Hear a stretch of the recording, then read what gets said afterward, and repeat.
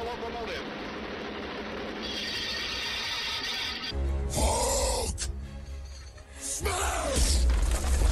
Able to leap tall buildings at a single bound.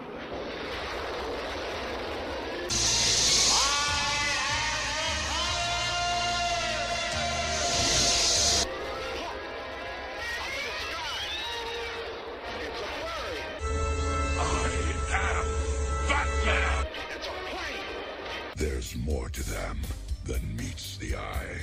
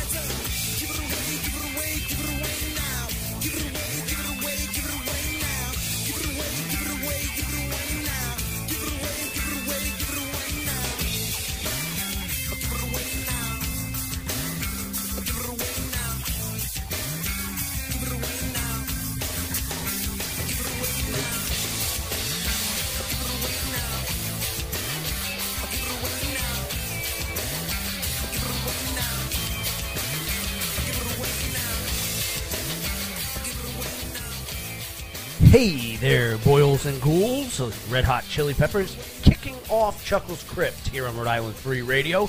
And if you didn't see our live podcast of me dancing, it's because we don't have one. That's right. Behind the mic, I was doing what they call the Kenny Ropa dance. And if you don't know what USWF is, you have no idea what I'm talking about. Across the table from me, Mr. George Garner.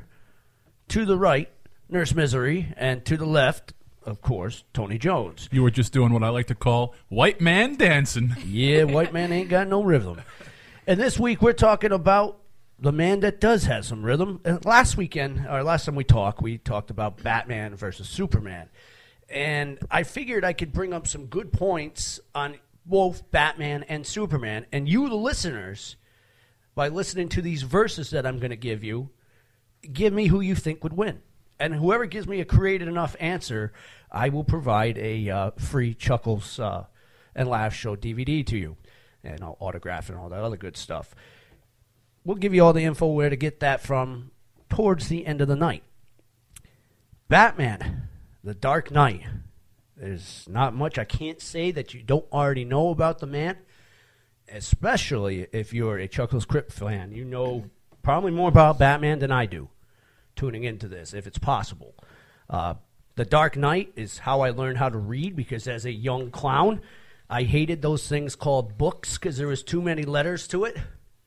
Comic books have enough pictures to equal out the words. And so I had to eventually learn why Batman was punching that funny little clown in the face. I mean, what did the clown deserve to get nailed in the head with a batarang? Who knew? But I had to figure that out. You know, it's a funny thing you mentioned that, yeah, because I started reading comic books because those pictures just made it seem so important that you had to figure out what they were saying. You did. And as a kid, I had a good upraising. I'm not going to say that. That's not the reason why I'm an evil clown. My family took very good care of me in my fourth resurrection. But I never once got a complete Batman story. Not until I got a little older. I always got the Batmans that were halfway in between the story. So you never saw the beginning or the No. end? Just kind of Or if I did get the the end, I never got the beginning of how it happened. What do you mean? You mean the regular monthly comic? Yeah, book? I always had it somewhere in between. Well, it was always somewhere in between because it was like a serial presentation. Right, but I never to figure out what was going on. And it would be from different series. Like one time I would have Dark Knight. The next time I'd get the Detective. Oh, I see, right. And so the next time I'd get Batman. So basically you had a patchwork Batman. I did. And one of my favorite patchworks, because it never really mattered with this one, was the Brave and the Bold. Because if it was patchwork, who cared? Because each one of those Brave and the Bold was a different story. Yes, the team-ups usually were, right, it was a story self-contained in each issue. Right, and They it was were all great. little one-shots. I mean, you had some of the jobbers in the DC universe, try to say that, teaming up with Batman. I mean, you had Plastic Man, a villain that Batman trained to becoming a hero, teaming up with him. And, of course, you had now, he's very popular, but I don't think he was so much popular back when we were kids. And yet, I'm talking about the Green Arrow. Now, most of us think of that as Green Arrow as a green carbon copy of Batman. Not true. No. Well, he's got They have similarities. the They're money both rich for boys, yeah, but he's got the money. It's kind of where He's it ends. trained like Batman, and he's a person like Batman. But his personality, no. They're different, but they're similar. Similar, yeah, but like I said, until you just mentioned that right now, I never even thought of that the similarity between them, because the personalities are so different. They are so different, but how they come to be is very Yeah. similar. Yeah, their backstories have similarities, but the characters themselves Right. separate themselves enough where But you can. unlike most DC characters, these two guys are just men with money. Yes. Men with money and, And training. training. That ends up becoming superheroes, just like Batman.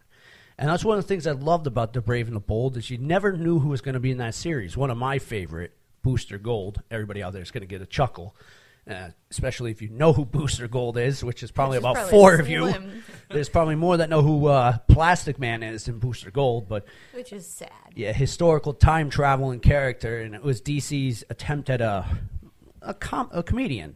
Yeah. A comedian hero, which was really good. And he had such books as Booster Gold having a drink-off contest with Jonah Hex. Yeah. I mean, that was incredible. I mean, you released a comic book telling kids it's okay to have a drink-off competition with someone. But only back in the Wild West. It Yeah, but wasn't still, appropriate nowadays. what kid would read that and say, I want to try whiskey? I know I did after I read that. It's like, well, if my superheroes are trying, it's got to be good. I mean, there was no bars on the limit right there. What was supposed to be kid-friendly and what was not. Comics were the it factor. Yeah. But at least on the plus side, you could tell the characters were always over 21, so they weren't promoting underage drinking ever. No, they were they just never were. glamorizing drinking, which is still bad. Now, you get off the Brave and the Bold and you get into some of the other series like The Dark Knight, and they call it The Dark Knight for a reason. If you have never read a Dark Knight book, You have not read Batman. right, these are some of the most maniacal, well, yes, darkest stories that you will read that DC puts out. I mean, the criminals in this, they're more violent. They're more off to kill someone, like the Joker, or the newest guy there. I'm trying to remember his name. The guy that goes around assassinating cops. I mean, there's some really dark characters in this that you wouldn't have in other books. Hence the name, Dark Knight. And then you get into the detective series. That's the one that launched them all. Mm-hmm. So you can't really beat on it too bad. And when you think of Batman, everybody goes, the guy never uses guns. Not so. If you remember the original detective series, when it first started off with, he had a gun. Some really good stories come out of that, but they're not as dark as The Dark Knight. They're more set along. Well, it wasn't possible to be as dark as The Dark Knight. No. Because Detective Comics, the origin of Batman was He's over 75 30s? years old. I think he just hit 77 or 76 because I know we just celebrated the 75th anniversary. Really, Yeah. He's like a year behind Superman. yeah. Yeah, So because they could only go so dark. Because if you remember, there was that talk about evil. There was that comics code that they were up against, which was a horrible thing. And yeah, so actually, the original Batman, and some Batman fans would probably want to execute me for saying this, but if you go back and read, I guess what you would call the golden age of comics Batman, like the 50s, early 60s, that Batman bears a striking resemblance to the Burt Ward, Adam West Batman TV show. oh no, you're definitely right. Right, I know. And I'm if you're right, a and fan, right? But a lot of people don't like to acknowledge that. They like to remember the golden age Batman as being a lot darker, right? but which wasn't the case. Well, if you go into the Brave and the Bold, it goes back to that series where it's Batman, it's goofy. Yeah. And it started off being not so much of a serious book. It's a comic book. But The Dark Knight was a more serious way of portraying Batman that we see now in our eyes because of movies, such as Tim Burton's Batman that came out, and, of course, the latest installments, which I heavily enjoy those three. I know a lot of people don't like the third one because there's too much build-up. The third one of Dark Knight. But I'll get to my reason why I like that after the song. But we can always argue this point, but I will settle this one way. It is true that in Gotham, it is definitely a brutal planet to live in. Coming up next on Chuckles Crypt, Alice Cooper's Brutal Planet.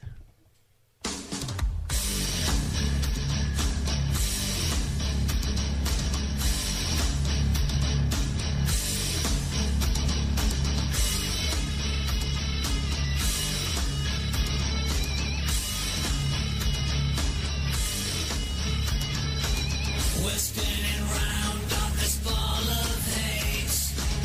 There's no parole, there's no great escape. We're sentenced here until the end of days. And then, my brother, there's a price to pay.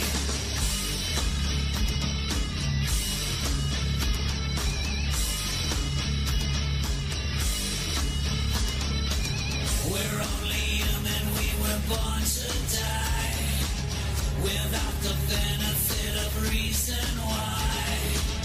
We live for pleasure to be satisfied, and now it's over, there's no place to hide. Why don't you come down to, it's such a brutal place.